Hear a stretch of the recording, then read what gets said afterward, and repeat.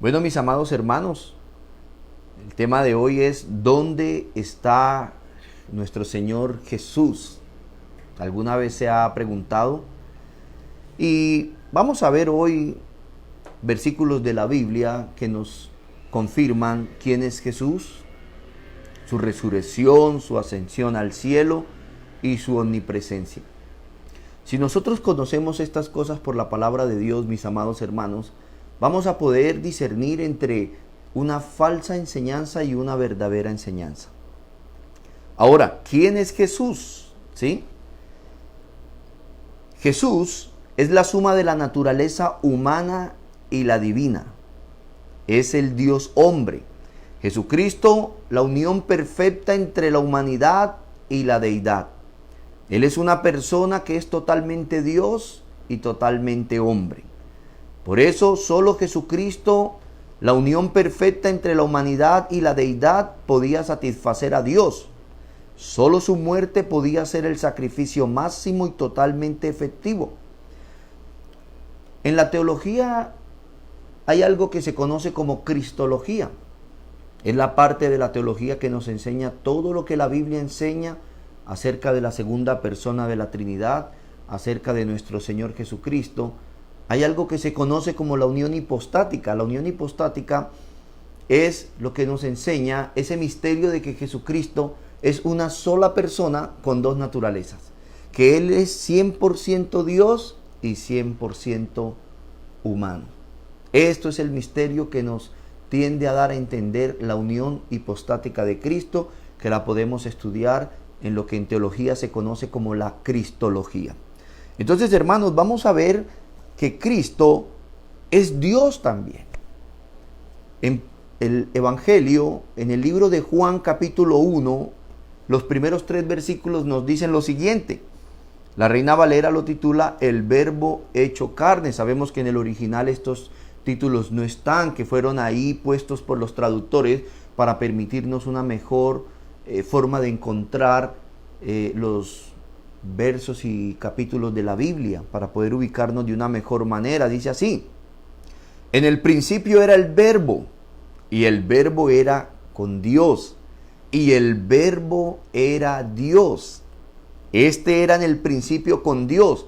Todas las cosas por Él fueron hechas, y sin Él nada de lo que ha sido hecho fue hecho. O sea, sin Cristo nada de lo que ha sido hecho existiera. Saltemos al verso 14 del Evangelio de Juan capítulo 1, verso 14. Dice así: y aquel Verbo fue hecho carne, y habitó entre nosotros, y vimos su gloria, gloria como la del unigénito del Padre, lleno de gracia y de verdad. Mire ese testimonio que el evangelista cuenta, y es que ellos vieron la gloria como del unigénito del Padre, lleno de gracia y de verdad. Y este verso 14 nos dice que es Jesucristo, el Verbo de Dios, que se hablaba en el primer verso, que el Verbo estaba con Dios, pero que el Verbo era Dios, y que este Verbo se hizo carne. Jesucristo es Dios, y por Él fueron creadas todas las cosas que existen. La misma Biblia nos enseña que es por la segunda persona de la Trinidad, que es por Jesucristo, que todas las cosas subsisten y siguen su normal curso, mis amados hermanos. Mire lo que dice Isaías capítulo 7, verso 14. La Biblia de las Américas lo cita de esta manera: por tanto el Señor mismo os dará una señal. He aquí una virgen concebirá y dará a luz un hijo, y le pondrá por nombre Emmanuel. Mire lo que dice Mateo 1:23, enlazando esta profecía. He aquí una virgen concebirá y dará a luz un hijo, y llamará su nombre Emmanuel, que traducido es Dios con nosotros. Cuando la segunda persona de la Trinidad se encarnó en Jesús, ahí en esa persona estaba Dios con nosotros, caminando y habitando en medio de nosotros. Por eso Jesús en su evangelio enseñaba: el reino de los cielos se ha acercado a vosotros. El reino de los cielos ya está entre ustedes, en la persona del Rey, nuestro Señor Jesucristo. Él es Dios con nosotros. Colosenses capítulo 2, verso 9, dice, hablando de nuestro Señor Jesucristo, porque en Él habita corporalmente toda la plenitud de la deidad. En la persona de Jesucristo, recuerden, cuando nosotros pensamos en Jesucristo, en su encarnación en la tierra, Él es una persona, una sola personalidad con dos naturalezas. Una naturaleza humana y una naturaleza divina. 100% humana, 100% divina. Y en Él corporalmente habita toda la plenitud de Dios. Mire cómo dice la PDT este verso de Colosenses 2:9. Todo lo que Dios es habita corporalmente en Cristo, incluso en su vida en la tierra. Qué bello mensaje, hermano. Qué bonito estos versos que nos permiten conocer que Jesucristo es Dios. Si usted está yendo a alguna iglesia, si usted está yendo a algún lugar de enseñanza donde no enseñan que Jesucristo es Dios, hermano, huya por su salvación. Salve su vida de ese lugar. No es bíblico estar en un lugar donde no enseñan que Jesucristo es Dios. Juan capítulo 8, verso 8. El Evangelio en el libro de Juan, en el capítulo 8, en el verso 58, enseña: Jesús les dijo, les digo la verdad, antes que Abraham naciera, yo soy. Aquí había una polémica entre el Señor y los fariseos y los escribas. Y ellos le decían, cavilaban en sus pensamientos, murmuraban entre ellos, este no tiene ni 50 años y ha visto a Abraham. Y Jesucristo, que conocía todo lo que había en ellos, porque Él es Dios también. Una sola persona, una naturaleza humana, pero también una naturaleza divina. Y Él les dice, les digo la verdad, antes que Abraham naciera, yo soy. Hermanos, por eso yo no soy partidario de cada año lo que hace una organización que no es cristiana, que es celebrar los cumpleaños y que de Cristo, y dicen en sus eventos, Señor Jesús, feliz cumpleaños. Entonces dicen, no, está cumpliendo 2020 años, feliz cumpleaños, Señor Jesús. Hermano, el Señor no está cumpliendo años. Él es eterno. Él es el alfa y la omega. Él es el principio y el fin. Él es eterno. A Él no le afecta el tiempo que nos afecta a nosotros. Él era antes que Abraham. Eso sabe que Él estaba queriendo decir el Señor a estos hombres, que Él, aunque era una encarnación humana, Él era Dios y que su divinidad no tenía edad. Él es el eterno también. Mire lo que dice Juan capítulo 17 en el verso 5. Ahora pues, Padre, glorifícame a tu lado. Glorifícame tú al lado tuyo, con aquella gloria que tuve contigo antes de que el mundo fuese. Cristo hace una oración y habla al Padre y le dice, glorifícame tú al lado tuyo con aquella gloria que tuve contigo antes de que el mundo fuese, hermanos. Cristo, antes de que encarnara en una virgen, ya Él existía. Él es Dios encarnado.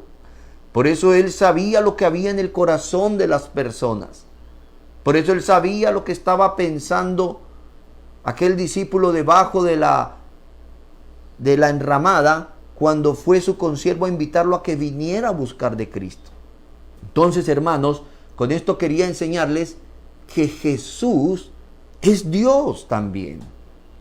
Y el segundo ítem es que Jesús resucitó.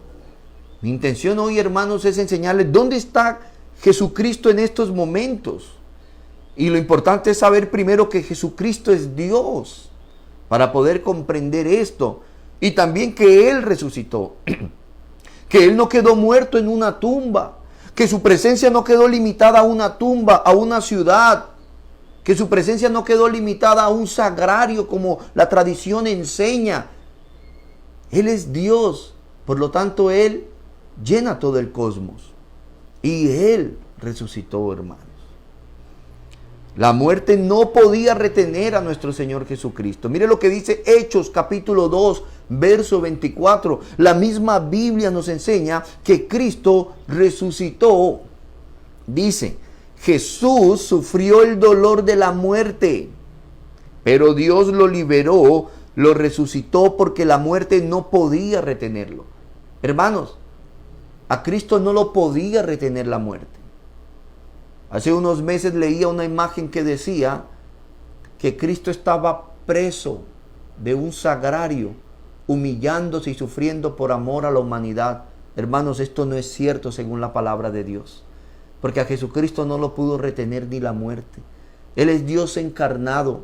Él ahora es el Dios hombre y está en todo lugar. Él es omnipresente. ¿Cómo va a estar preso en un lugar, mis amados hermanos?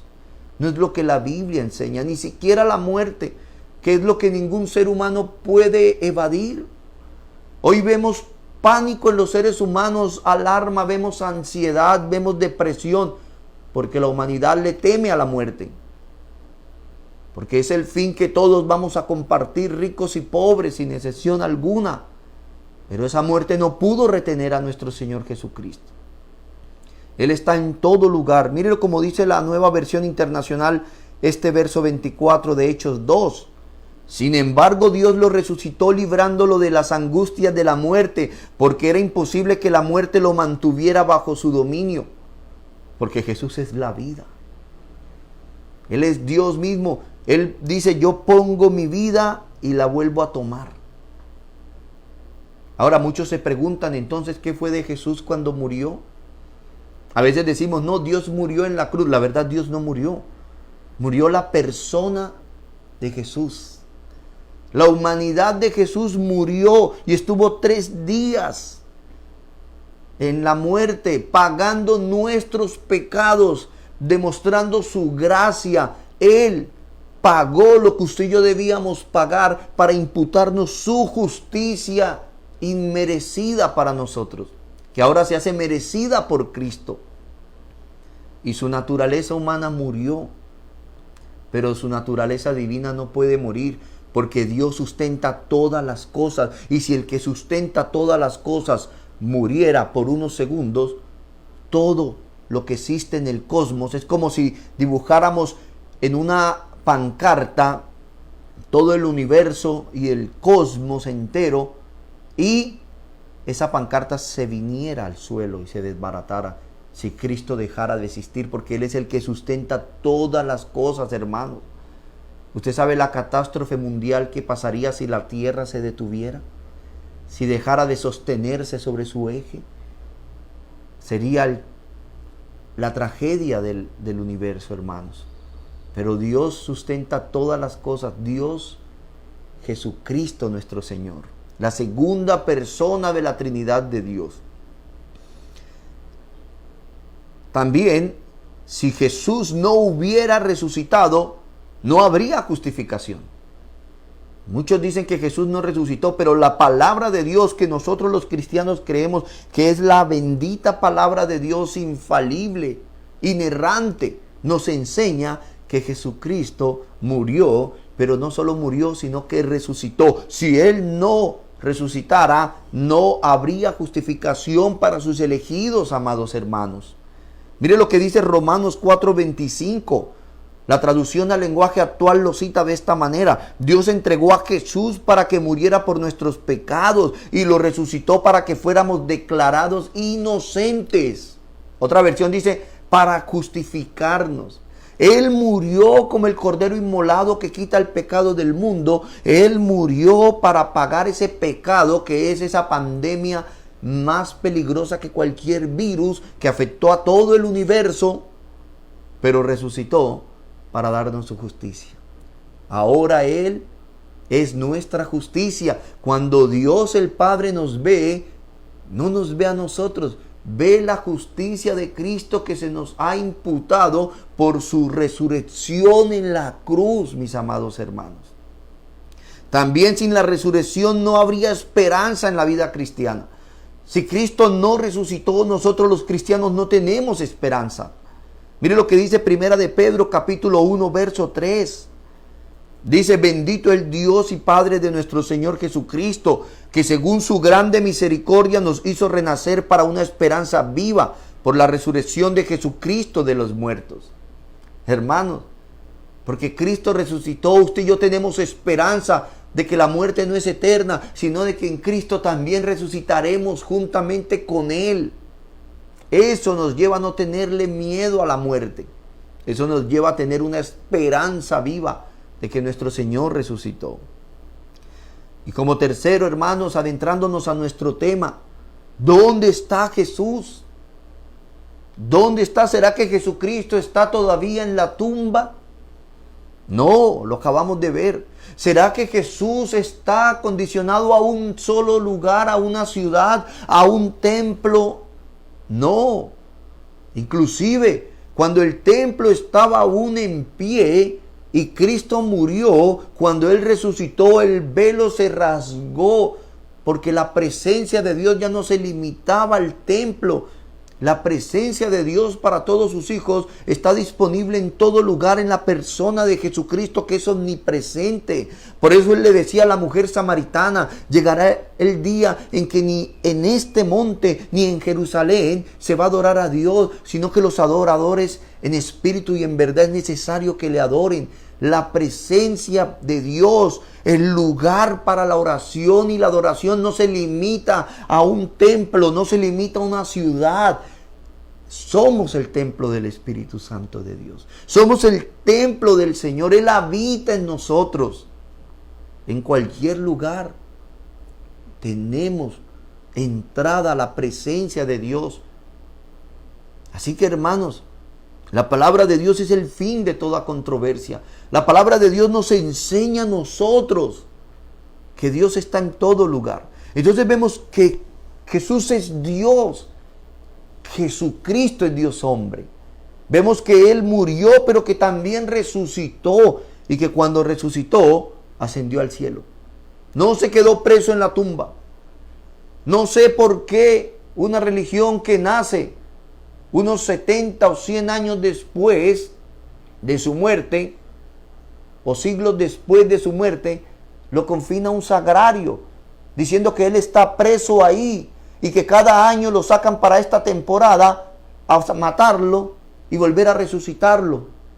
Esto es un error, porque la Biblia nos enseña que Cristo tuvo un solo sacrificio, y un solo sacrificio bastó para siempre. No hay que volver a sacrificarse.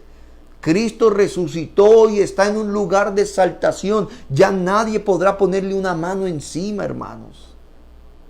A veces nos dejamos llevar por la tradición y las religiones porque no venimos a encontrar la verdad de Dios en la única fuente verdadera, que es su palabra. Jesucristo ascendió al cielo, hermanos. Vamos a ver el suceso registrado en las Santas Escrituras. Marcos capítulo 16, verso 19. Ahora hay varios versos, pero lo que quiero hacer en las mañanas de los sábados, mientras estamos en esta cuarentena, es compartir un tema para poder llegar a los hermanos de la iglesia con una enseñanza que fortalezca su fe y su vida espiritual por medio de la palabra de Dios, no por medio de la voz de un hombre. Marcos capítulo 16, verso 19 enseña: la palabra de Dios para todos, una versión de la Biblia titula Jesús vuelve al cielo. Dice: después de decir esto, el Señor Jesús fue llevado a los cielos y se sentó a la derecha de Dios.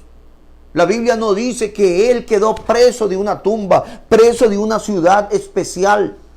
No dice que Él quedó preso de un sagrario o de una custodia. Él es Dios, Él está en todo lugar. Él está aquí en nuestra habitación, Él está allá en su casa, en su sala o habitación. Él está en todo lugar, porque Él es Dios omnipresente. Quiere decir que puede estar en todos los lugares al mismo tiempo. Mire lo que dice Hechos capítulo 1, verso del 9 al 11. Y habiendo dicho estas cosas, viéndolo ellos, fue alzado y le recibió una nube que lo ocultó de sus ojos. Estaban todos ahí mirando a Cristo resucitado, cuando dicen que fue alzado y recibió una nube que lo ocultó de los ojos de los testigos que estaban ahí. Verso 10, y estando ellos con los ojos puestos en el cielo, entre tanto que él se iba, en esa nube que lo recibió, y aquí que se pusieron junto a ellos dos varones con vestiduras blancas, los cuales también les dijeron: varones Galileos, ¿por qué estáis mirando al cielo? Este mismo Jesús que ha sido tomado de vosotros al cielo, así vendrá como le habéis visto ir al cielo. Hermanos, la Biblia no dice que Jesucristo se quedó preso en una tumba, preso sufriente de un sagrario, o que su presencia quedó solamente limitada a una ciudad. Él está en el trono de David, reinando, rigiendo las naciones con vara de hierro. Hermanos, vamos a ver este suceso. Vimos el suceso registrado en la Biblia de la resurrección y ascensión de Cristo a los cielos. Pero vamos a ver que este suceso había sido profetizado en la antigüedad. Daniel, el profeta Daniel, vio la visión de este momento que acabé de leer, de cuando Cristo sube al cielo. Daniel lo había visto. Mire lo que dice Daniel capítulo 7, versos del 13 al 14. Hemos leído que Cristo resucitó y subió y se sentó a la diestra del Padre. Vemos que Hechos registra el suceso cuando Cristo sube al cielo, una nube lo recibe y ellos ven que Él se sigue alejando en esa nube hacia el cielo. Y mire lo que vio Daniel en la antigüedad, en visiones proféticas, porque él era un profeta, los verdaderos profetas que existieron en la Biblia. Dice: miraba yo en la visión de la noche, y he aquí con las nubes del cielo venía uno como un hijo de hombre. Hermanos, miremos bien. Daniel estaba en un lugar, en visiones estaba en un lugar, y ese lugar donde él estaba en visiones era el cielo, no era la tierra. Mire lo que dice: miraba yo en la visión de la noche, y he aquí con las nubes del cielo. ¿Se acuerda que los discípulos en Hechos vieron que a él lo recibió una nube y luego dice que él se alejaba de ellos? Y Daniel estaba viendo muchos años atrás, siglos atrás, una nube. Dice: y he aquí con las nubes del cielo venía uno como un hijo de hombre. Lo bueno es ver él dónde estaba y de dónde venían las nubes o hacia dónde iba. Que vino hasta el anciano de días y le hicieron acercarse delante de él. Oiga, Daniel estaba viendo uno como un hombre. Estaba viendo la encarnación de Dios en un hombre. Él vio que Dios se iba a encarnar no en un animal, en un hombre.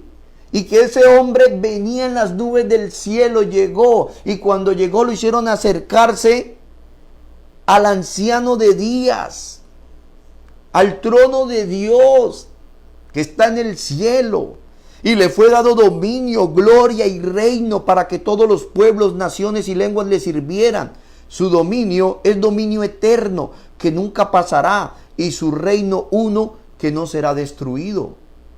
Miremos, hermanos, ahora estamos viendo siglos antes de que Cristo muriera y resucitara, esta visión que tuvo Daniel. Y ahora vemos al apóstol Juan, que escribió el libro de Apocalipsis, teniendo una revelación acerca de este mismo momento de cuando Jesús sube al cielo, hermanos. Es una lectura bastante extensa, pero yo quiero que nos concentremos. Mire lo que dice Apocalipsis capítulo 5, que titula la Reina Valera: el rollo y el cordero. Hay algo en la hermenéutica, hermanos, y es que nosotros debemos interpretar los textos oscuros de la Biblia a la luz de los textos claros. Yo no puedo sacar un texto de la Biblia fuera de contexto para enseñar una doctrina, porque esto es antibíblico. Esto va contra las normas e principios de interpretaciones hermenéuticos. La analogía de la fe también nos enseña que nunca un verso de la Biblia puede contradecir el mensaje de la Biblia. Nosotros debemos coger una frase de la Biblia y debemos ubicarla dentro del contexto del verso. y el verso se debe ubicar dentro del contexto del capítulo. Y el capítulo se debe ubicar dentro del contexto de todo el libro que estamos leyendo de la Biblia. Y ese libro de la Biblia se debe ubicar dentro de todo el contexto de las Sagradas Escrituras, que es el plan de redención. Esa promesa de la simiente de la mujer que vendría y le aplastaría la cabeza a la serpiente, acerca de Dios, Hijo, hermanos.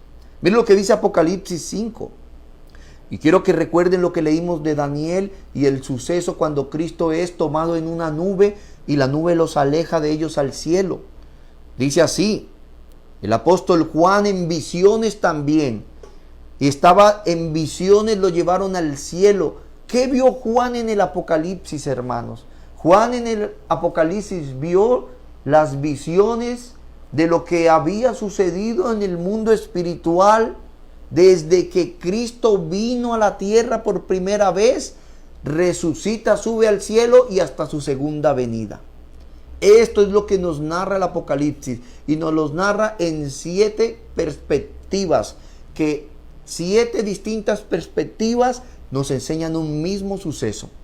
Dice así: y vi en la mano derecha del que estaba sentado en el trono, estaba Juan en el cielo viendo una visión, y él vio en la mano derecha del que estaba sentado en el trono un libro escrito por dentro y por fuera, sellado con 7 sellos.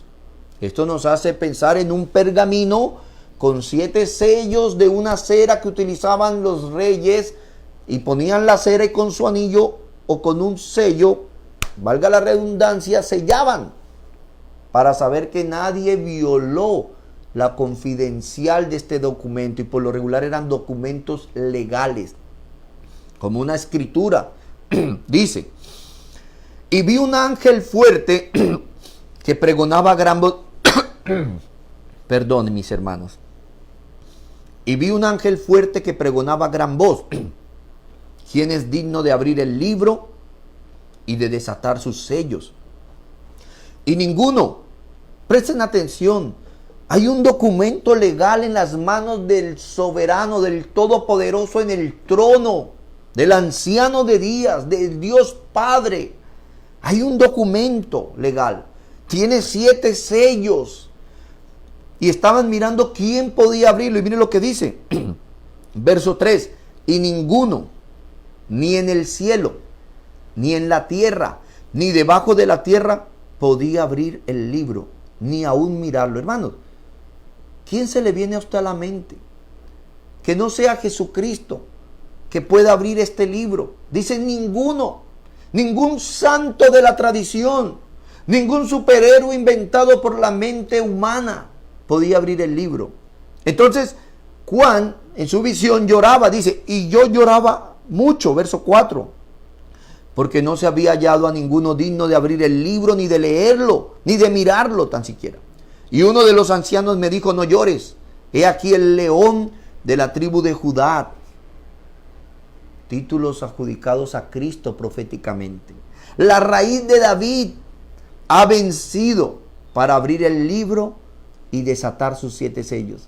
Hermano, está hablando de Cristo muerto y resucitado. Él venció a la muerte al morir y resucitar. Dice la Biblia que Él venció con su muerte, que Él despojó a las potestades y a los principados y triunfó sobre ellos en la cruz del Calvario. Él venció, y le estaban diciendo a Juan, no llores, porque el que se había profetizado, el león de la tribu de Judá, la raíz de David, el retoño de Isaí, ha vencido.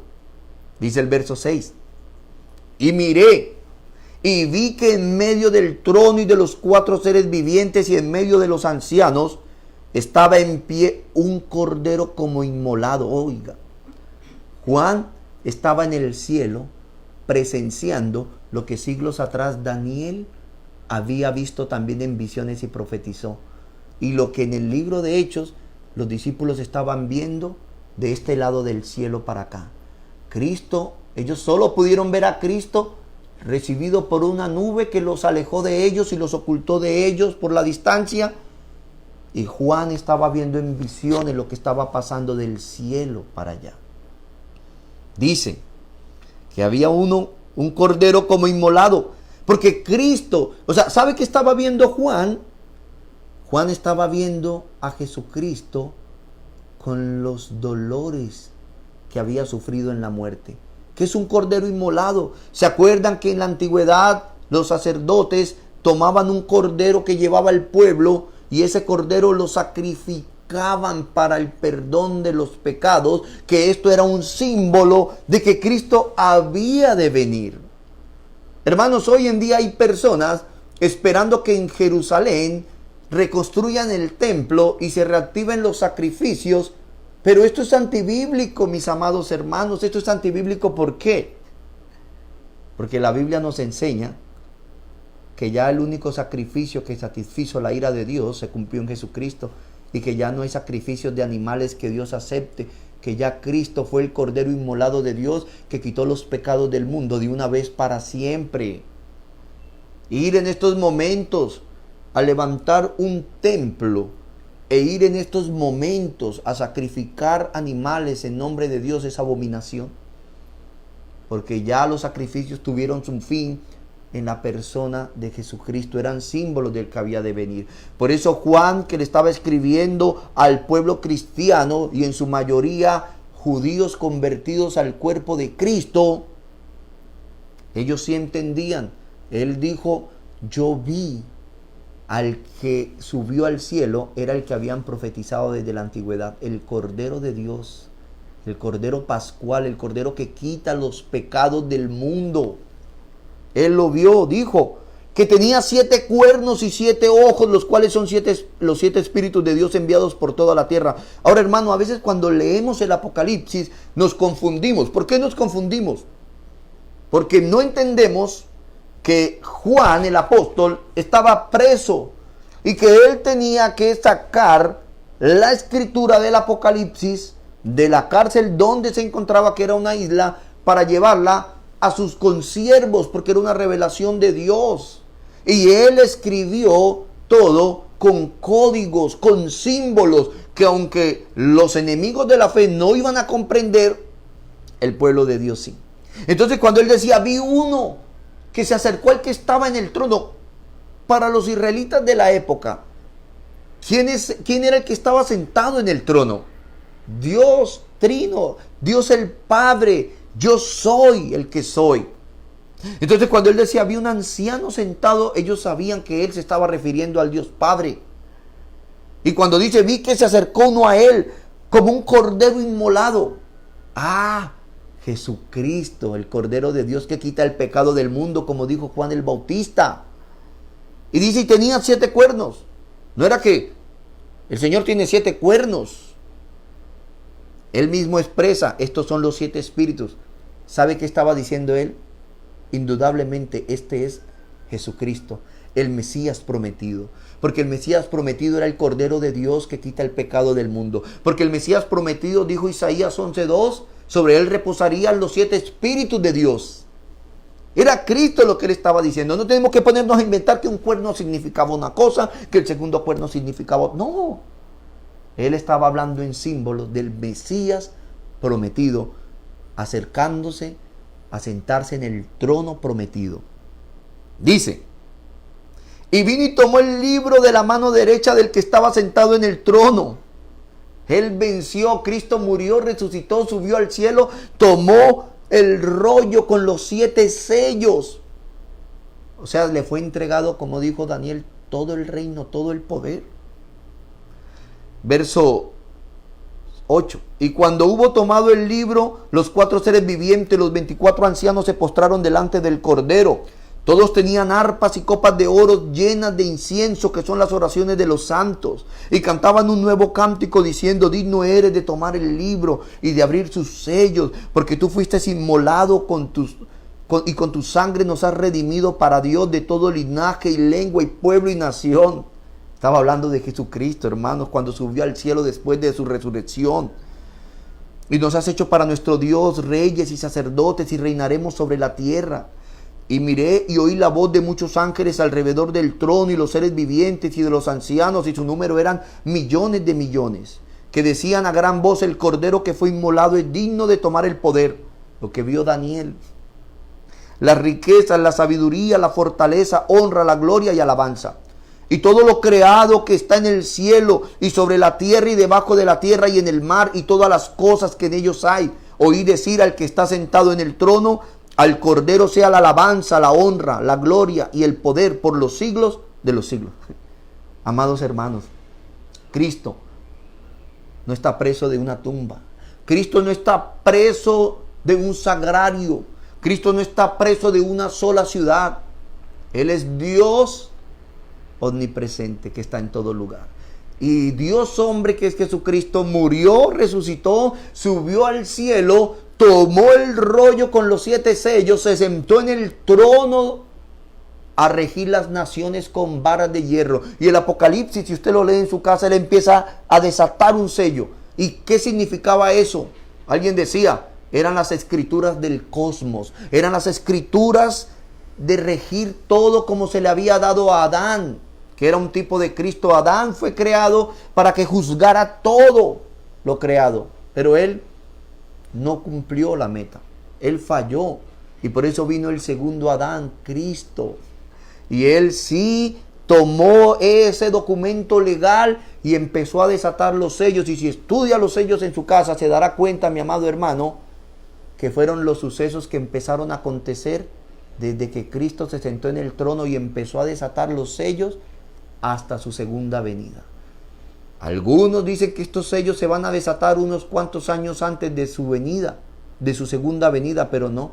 Estos sellos se empezaron a desatar desde ese mismo momento. Juan vio en visiones que Cristo se entronó en el trono de David prometido y empezó a regir las naciones con vara de hierro. Mire lo que David también vio en visiones desde la antigüedad. Salmos capítulo 110, verso 1 y 2. Dijo David: el Señor le dijo a mi Señor: siéntate a mi diestra hasta que ponga a tus enemigos bajo tu poder. El Señor extenderá desde Sión la autoridad de tu reino hasta que domines a tus enemigos. El rey David también vio ese momento en que Cristo resucitado se sienta en la diestra del Padre, como decía Apocalipsis, a tomar las escrituras del cosmos y regir las naciones con vara de hierro hasta que todos sus enemigos sean puestos bajo sus pies. El apóstol Pedro confirma el cumplimiento de la profecía de David también. Hechos capítulo 2, versos 33 y 35 dice así, del 33 al 35. Jesús fue llevado al cielo y ahora está a la derecha de Dios el Padre. Según su promesa, le dio el Espíritu Santo. Jesús lo ha derramado sobre nosotros. Eso es lo que ustedes ven y oyen ahora. Mira ahora cómo cita el Salmo 110. David no subió al cielo, está diciendo el apóstol Pedro, lleno del Espíritu Santo que habló a través de él. David no subió al cielo, hablando del rey David. Y sin embargo dijo: el Señor Dios le dijo a mi Señor: siéntate a mi derecha hasta que ponga a tus enemigos bajo tu poder. Verso 36. Sepa pues ciertísimamente toda la casa de Israel que a este Jesús a quien vosotros crucificasteis, Dios le ha hecho Señor y Cristo. Hermanos, ya Cristo reina. Hay quienes están esperando un periodo limitado del reino de Cristo sobre esta tierra, pero la verdad es que Cristo ya reina. Por eso Dios en su palabra nos da la esperanza de que cuando los elegidos venimos a la luz, somos trasladados de las tinieblas al reino de su amado Hijo, porque ya Cristo reina sobre la iglesia. Ya Cristo reina sobre las naciones. Él está desatando a través de la historia, ha venido desatando los sellos. Él está reinando. Es curioso, hermanos, ver cuando la Biblia nos enseña acerca de la visión que tuvo el rey de Babilonia, y Daniel le traduce este sueño cuando él vio los 4 imperios de la tierra. Él vio lo que fueron los 4 imperios más poderosos de la historia. en esa estatua y en las bestias de la visión de Daniel, en el sueño de Nabucodonosor y en la visión de Daniel, son los 4 imperios más poderosos que tuvo la tierra. El imperio babilónico. Luego vinieron 2 imperios unidos haciendo uno, el imperio medo-persa. Luego vinieron los griegos y la historia nos habla de esto. Luego vinieron los romanos. Pero ¿qué dice la profecía? Que mientras aún gobernaban uno de estos imperios, oiga, estos imperios ya no existen, pero en el gobierno de uno de estos imperios caería una pequeña roca que derribaría esa estatua que representaba los 4 imperios e iría poco a poco creciendo hasta hacerse un gran monte. Hermanos, en los tiempos del imperio romano, cuando ellos gobernaban, vino el rey a visitar esta humanidad, Jesucristo. Por eso Jesucristo le decía, si yo echo fuera demonios es porque el reino de los cielos ya ha llegado.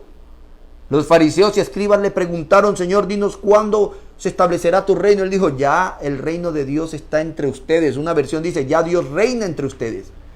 Hermanos, ¿por qué vamos a limitar el reinado de Dios a un periodo en el futuro si Dios reina desde toda la eternidad? Él reina.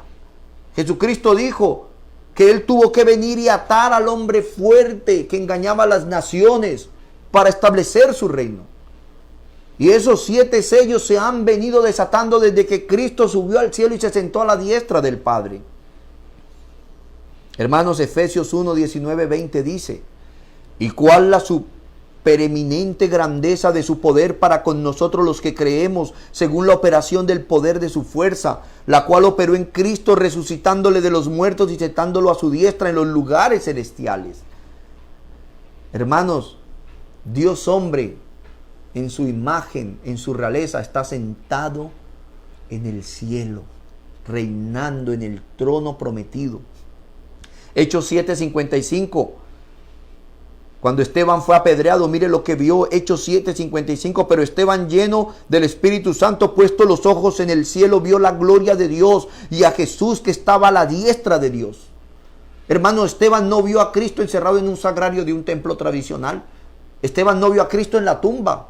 Esteban no vio a Cristo en Jerusalén. Lo vio en el cielo, en el trono, rigiendo las naciones. Esto es lo que la Biblia nos enseña. Fuera de esto en la Biblia no hay otra cosa. Son especulaciones de los hombres. Una mala interpretación de la palabra de Dios. Hermanos, y finalizamos hablando de Cristo y su omnipresencia. Recuerden que Él es Dios hombre. Que Él ahora es el Dios hombre. Cuando Cristo estuvo en la tierra era una persona con 2 naturalezas. Él ahora está sentado en el trono y es el Dios hombre y será para siempre el Dios hombre que reina. Está reinando, se sentó a desatar los sellos, se sentó a regir las naciones con vara de hierro como Dios se lo prometió. Él está en todo lugar. Efesios 4:10 nos enseña. Efesios 4:10 dice, y el que bajó es el mismo que después subió a lo más alto del cielo para llenar todo el universo. Hermano, Cristo es omnipresente, Él llena todo el universo. Como decía el salmista, si se escondiera en el cielo, allá está la presencia de Dios. Si se escondiera en el Seol, allá está la presencia de Dios. Si fuera hasta lo último del mar, allá su mano lo va a guiar. Cristo es omnipresente, Él está en todo lugar, amado hermano. Juan 14:23 dice, respondió Jesús y le dijo, el que me ama, mi palabra guardará, y mi Padre le amará, y vendremos a Él y haremos morada con Él. Cristo también mora en los corazones de sus elegidos. Si tú eres un hijo de Dios, Cristo mora en tu corazón, hermanos. Cristo está en nosotros. Efesios 3:17. Mire esta oración que hacía Pablo. También le pido a Dios que Jesucristo viva en sus corazones, gracias a la confianza que tienen en Él, y que ustedes se mantengan firmes en su amor por Dios y por los demás. Hermanos, quería en esta mañana enseñarles que nuestro Señor Jesucristo no está preso sufriente de ningún sagrario, con el respeto de su doctrina y religión. Cristo murió no para seguir prisionero ni seguir sufriendo. Él fue el siervo sufriente, Él fue el cordero inmolado, pero ahora Él es el león. Él es el Señor que rige las naciones con vara de hierro. Él se sentó en el trono a reinar y desde ahí está sometiendo a todos sus enemigos a lo largo de esta historia de más de 2000 años. Si usted busca en la Biblia, hermanos, se dará cuenta que los sellos no están reservados para un tiempo final. Los sellos empezaron a desatar en el ministerio de Cristo en el cielo como rey, como sacerdote. Dice la palabra que Él está intercediendo por nuestros pecados a la diestra del Padre. Cristo está como rey rigiendo a las naciones y como sacerdote intercediendo por nuestros pecados. Él es el único que se compadece de nosotros porque Él fue un ser humano como nosotros y vivió todo lo fuerte de una tentación.